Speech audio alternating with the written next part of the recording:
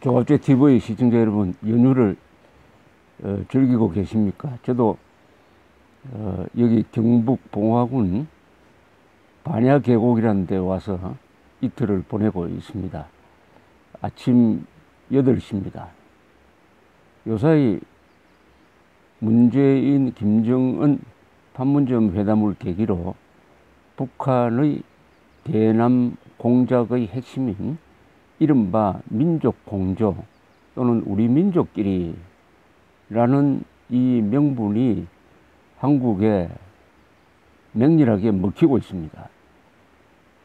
그래서 오늘 이 좋은 자연을 배경으로 해서 민족이란 말을 한번 생각해 보기로 하겠습니다.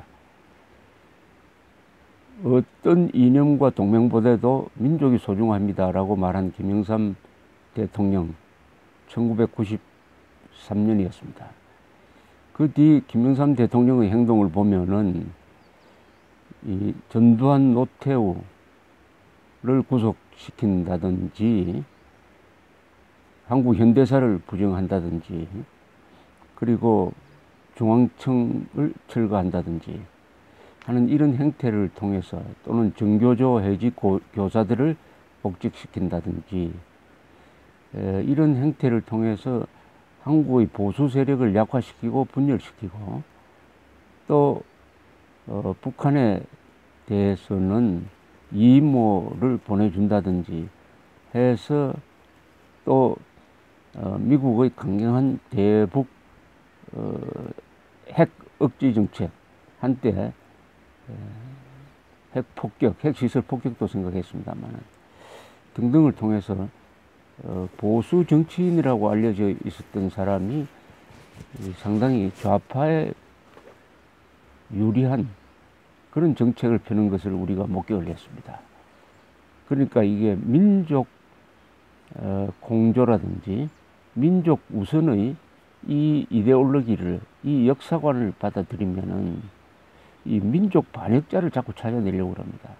반민족, 뭐 친일 행위 이런 식으로 해가지고 일제시대 때 나라가 없던 시대에 생존 차원에서 일본과 협력한 것까지 범죄로 규정하는 이렇게 하면서 또 김일성이가 항일 무장 투쟁한 것을 미화해가지고 김일성이가 마치 독립운동을 한 것처럼 조작을 하고 김일성이는 항일운동을 한 사실은 있지만은 독립운동한 사실은 없습니다. 왜냐하면은 김일성은 중국 공산당 산하의 게릴라였고 그 뒤에는 일본과 평화적 관계를 유지하기 위해서 불가침 조약까지 맺었던 소련군 장교로서 근무를 했을 뿐이고 8.15 해방이 왔을 때는 김일성은 하바rovsk 근교에서 소련군 대위로 근무 중이었습니다.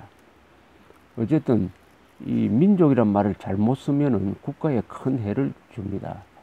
이번 합의문에서 판문점 합의문에서도 민족이란 말이 한 8군데 나오는데 그 하나하나가 대한민국에는 불리하게 북한 노동당 정권에는 유리하게 작용하는 식의 논법이 되어 있습니다. 근데 이런 말이 있죠. 민족 경제의 균형적 발전과 공동 번영을 이룩하기 위해서 어떻게 한다.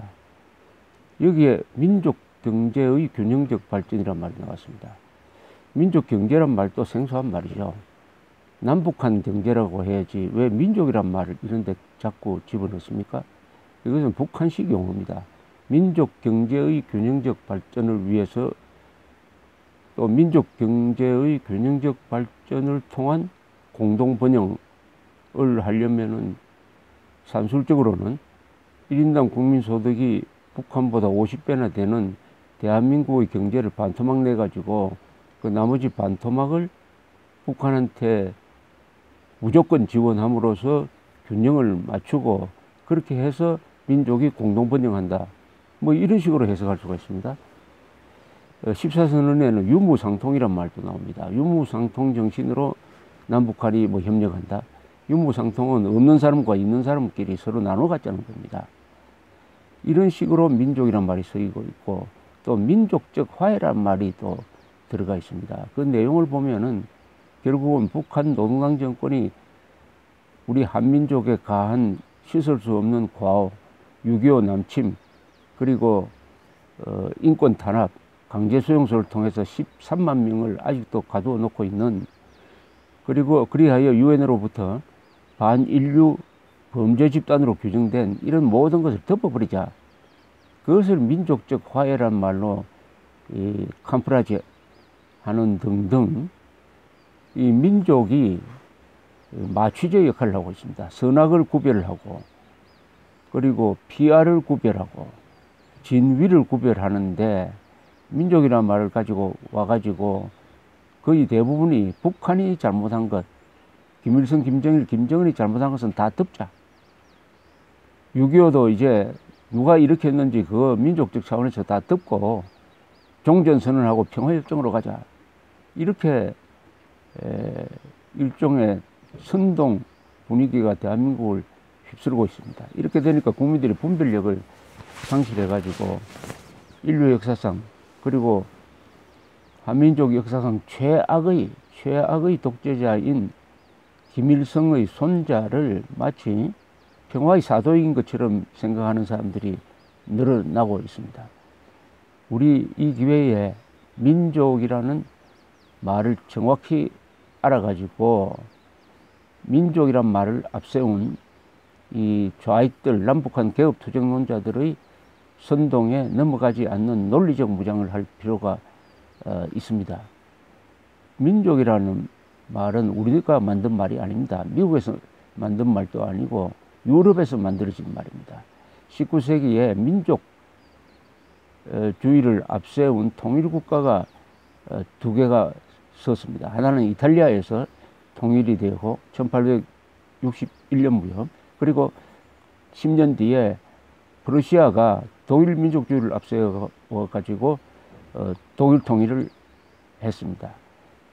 이렇게 함으로써 네이션 스테이트가 등장했습니다. 한 민족이 한 국가를 만든다. 그런 국가를 네이션 스테이트라고 합니다.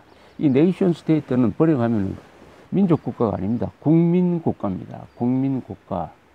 그때 이 네이션, 독일어로는 폴크, 이 말이 명치유신기에 일본 사람에 의해서 국민으로 번역되었어야 하는데, 이게 민족으로 번역됨으로써 민족이란 말이 한국에서는 핏줄이란 말로 쓰이기 시작했습니다. 핏줄, 같은 동족, 핏줄, 같은 역사, 단일 민족.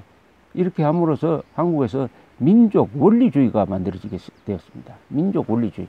민족을 최상의 가치로 생각하는 이슬람 원리주의와 약간 비슷한 민족 원리주의가 만들어짐으로써 민족이란 이름으로 이념을 무시하고, 민족이란 이름으로 국가를 해체하고, 민족이란 이름으로 국민을 분열시키는 이런 쪽으로 잘못 쓰여질 수 있는 길이 이 민족이란 잘못된 번역에서 시작되었다는 것은 참 아이러니라고 생각을 합니다.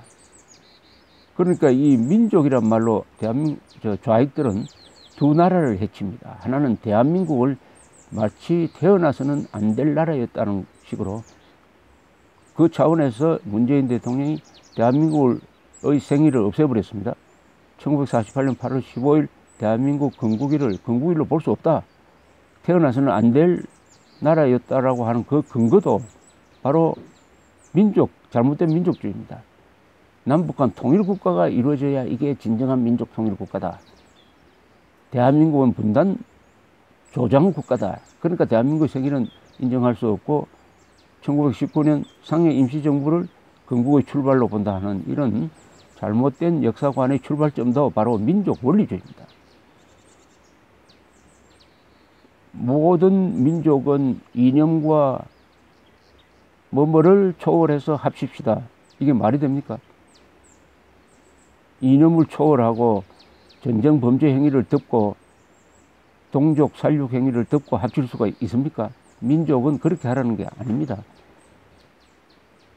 그래 하여 이 민족이란 말은 북한에 의해서 80년대부터 대남 적화 공작의 가장 중요한 논리로서 먹혀들면서 이 민족주의에 약한 한국 사람들, 핏줄에 약한 한국 사람들, 단일민족이라고 생각하는 한국 사람들, 순혈주의를 좋아하는 한국 사람들의 정세도 맞아가지고 지금 민족주의 앞에 대한민국이 해체되고 민주주의 법치도 해체되고 정의감도 해체되고 분별력도 해체되고 피하 구분 능력도 망가지는 이런 꼴을 당하고 있습니다. 이번에 선언문을 보니까 판문점 선언문을 보니까 민족이란 말이 나와서 저는 이걸 영어로 어떻게 번역하느냐 해서 영문을 잘 보니까 내셔널이라고 번역한 게 많아요.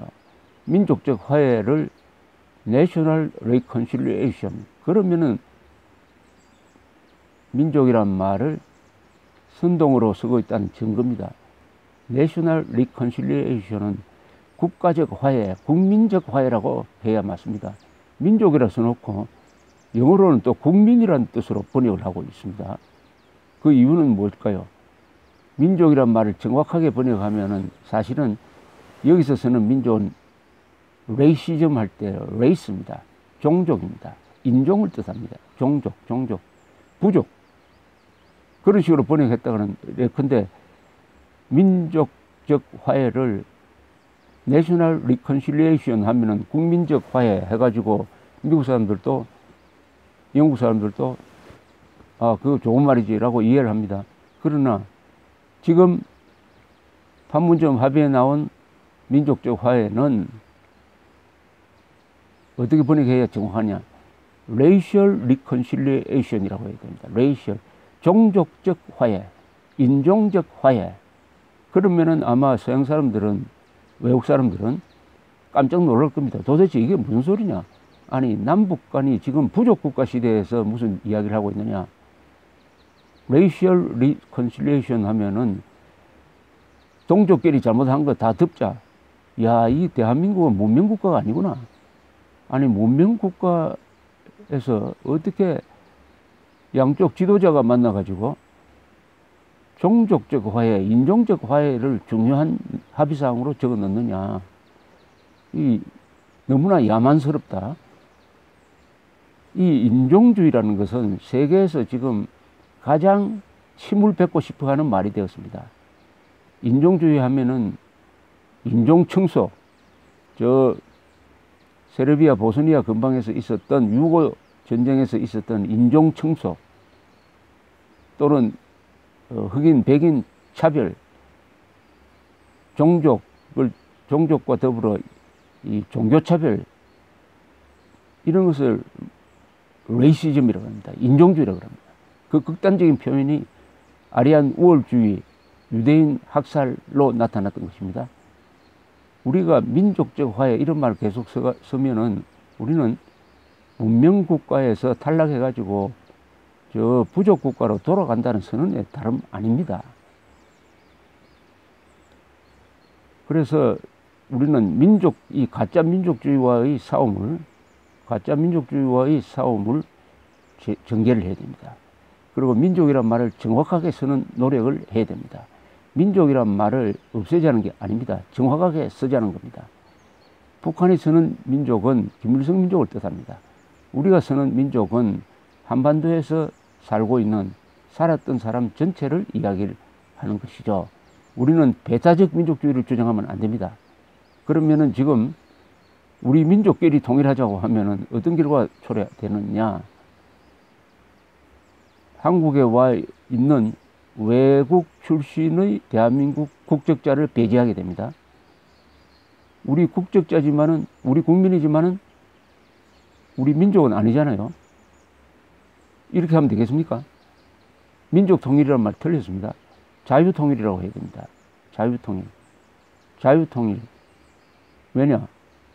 우리 민족끼리 통일한다면은 저 중국에 있는 조선족하고도 통일해야 되고 미국에 있는 한민족하고도 통일을 해야 됩니다. 이렇게 하면은 세계가 그런 대한민국의 민족 통일을 허용하겠습니까?